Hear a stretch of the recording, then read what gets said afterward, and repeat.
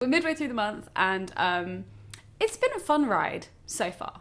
I'm really enjoying it. However, hit mid-month, have reached a creative block. So before we regroup and I write down like 15 more video ideas, I'm gonna do a Q&A. I tweeted out and got so many responses. I didn't realize I was gonna get this many at all. If you're interested, my Twitter is @meowitslucy. Probably soon to change to Lucy Moon because I'm not really Meow It's Lucy anymore, am I? Anyway, that's a tangent. So I'm so sorry if you can hear all of this noise. I can't do anything about that. Our pipes are just loud. My friend Maisie says, songs or poems you wish you had written?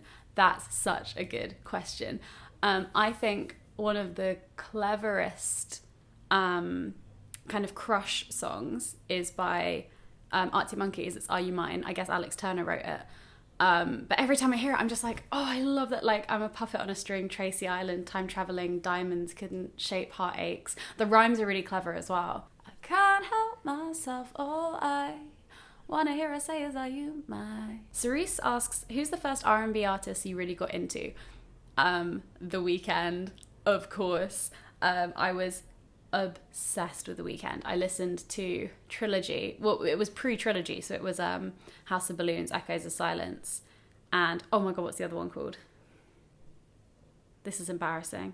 Wicked Games? Is it called Wicked Games? I don't know. Anyway, I listened to the 3 mixtapes over and over and over for about a year. I was completely obsessed. It was all I listened to, and I love The Weeknd. Anna asks, have you ever thought about being gay, bi, pan, etc.? Yes, I have. I was really lucky in the environment I grew up in. I could explore those ideas, and I could be open to the idea of potentially being bi or gay or pan, and like explore that without fearing like for my life or for being rejected by people or my family. And I realised pretty early on, I say like 16 was when I was really like, no, I'm pretty sure I'm straight.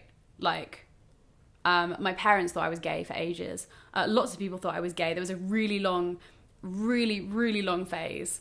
No, not really long, but like a year where all of my friends and my family thought I was gay.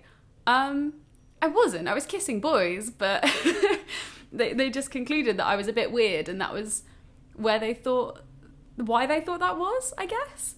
But no, I've pretty much like accepted like I'm probably like hetero flexible, but I've never been romantically attracted to a woman, and I'm open to it still. Like it might happen, but I think it's quite unlikely at this stage. Graham asks, when are we meeting your boyfriend? What boyfriend? Ariel asks, use this tweet to talk about something you want to get asked but never seem to.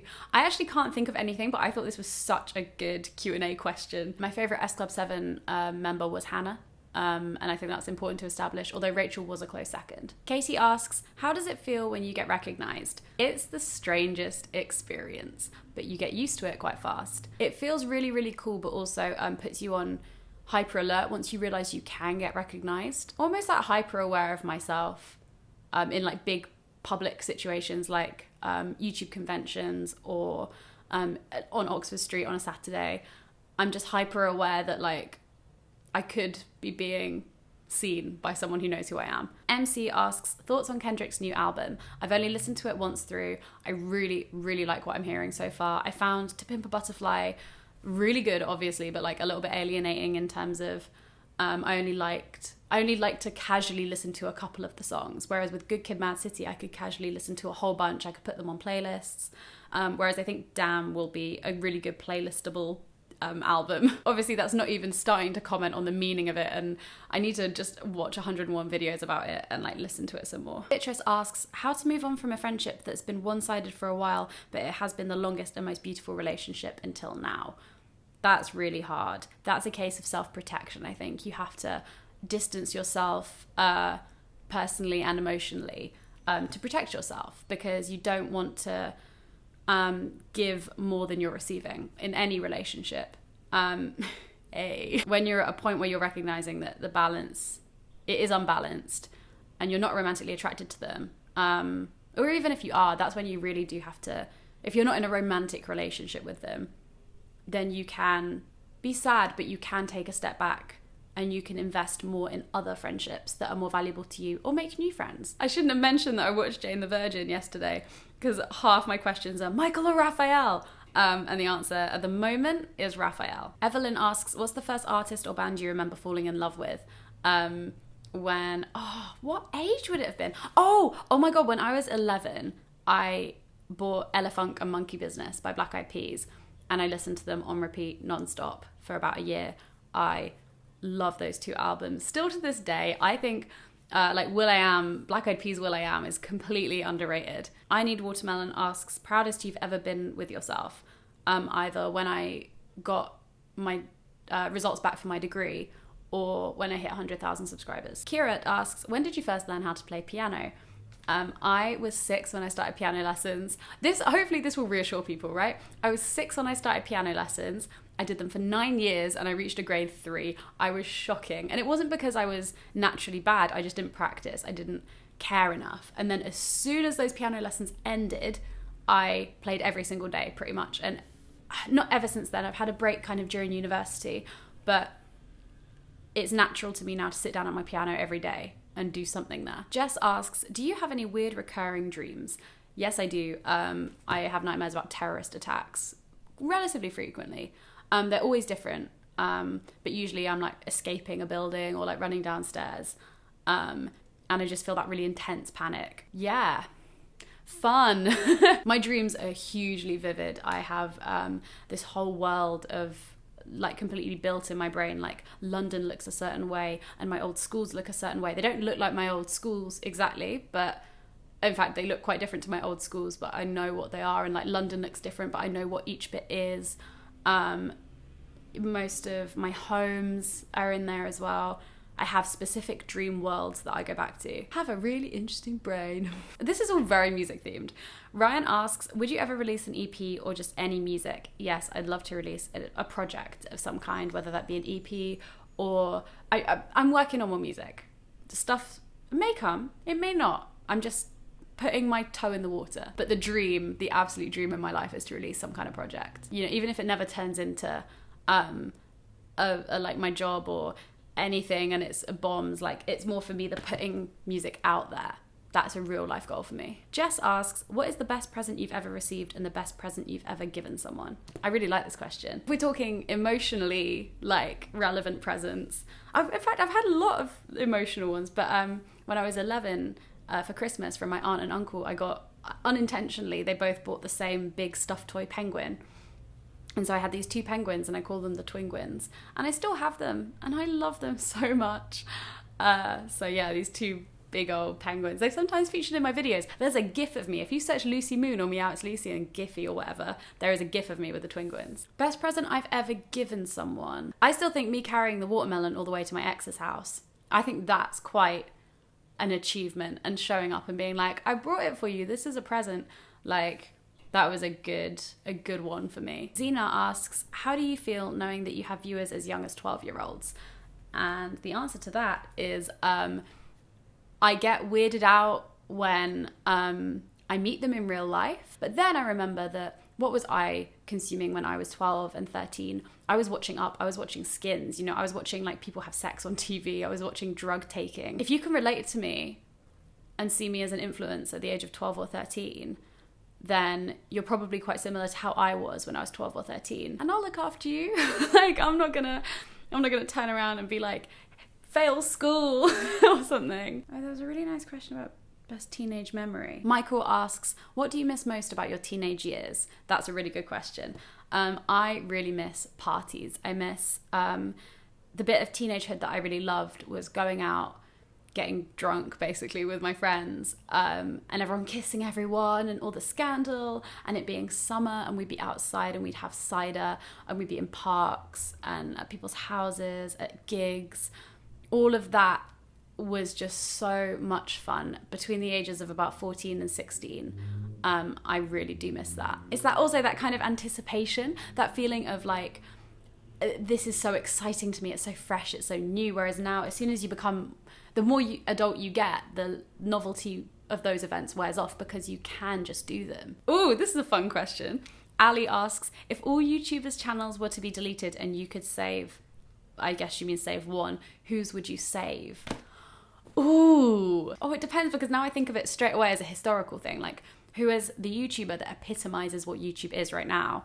or what YouTube was, or what it can be, what it could be. Like, who is the most influential YouTuber? That's who I'd save. Right now, I'm between Vlogbrothers and Casey Neistat. Yeah, between Vlogbrothers and Casey Neistat, I think. Christina asks, what advice did your mum give you as a child that you still remember? A big thing that my mum's pushed to me is that I should follow, like, my heart with my career and not do the thing that will keep me safe and keep me responsible. She's like, be responsible, but ultimately, like, try and follow a career path that you will find most fulfilling, because I think she wishes she'd done the same thing. And I think I needed that advice because growing up, I was always told by school to play it safe and just to go to uni and get a degree. So when she was saying, her advice is don't get pregnant. That's another one. How much of the giant chocolate egg have you eaten so far? Oh, I can't remember who asked it. Mess asked it. I think her name's Orla. Right. Oh, I can't remember how many days in we are, but quite a bit, actually. Thank you, Movie Weekender, for sending this to me. It was a ginormous egg. Now it's half of a ginormous egg. Megan asks, name one song that describes your YouTube career. My brain went so far gone. High Hopes by Party Next Door. Oh, there are so many good ones. Live from the Gutter. Let's go Live from the Gutter. Ellie asks, how do you respond to all of the negativity and people who feel the need to criticize your opinions, e.g. on feminism? I'm learning to deal with it better. I'm learning to distance criticism about what I project online to criticism from people who might know me personally, if you know what I mean. Like, they don't know me. They see 10 minutes of me once a day right now. So they don't know. You know? I don't know. But when it comes to criticism of social justice stuff, that really does get to me because I feel like I'm trying. And so I take it quite personally. But I need to learn not to do that because everyone's entitled to their opinion. I'm not going to please everyone. And that's okay because not everyone pleases me. Victoria asks, favourite chocolate bar? Double Decker. Hands down Double Decker. Lydia asks, do you ever decide against putting out content because it doesn't go along with your established aesthetic? Yes, I do. I try and be flexible with what I present online and try and cut myself some slack. But if a video isn't aesthetically pleasing, I do consider not uploading it. And oftentimes that's why I find it really hard to edit 168 hours in the initial. I do this kind of chopped together first draft, and then I add colours, transition, texture, colours and things and writing and text, like all of that kind of stuff. But in that initial edit where nothing looks nice, I really struggle with that. Teen Angst asks, would you recommend going to uni in London if you like going out lots? No, not at all.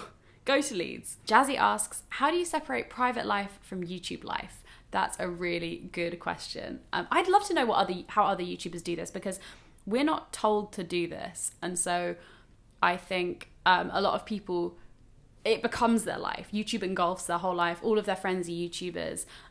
They publish their family and everything on YouTube. And then there's nowhere to hide or nowhere to go back to that's kind of a safer area that isn't like projected online. How do I separate them?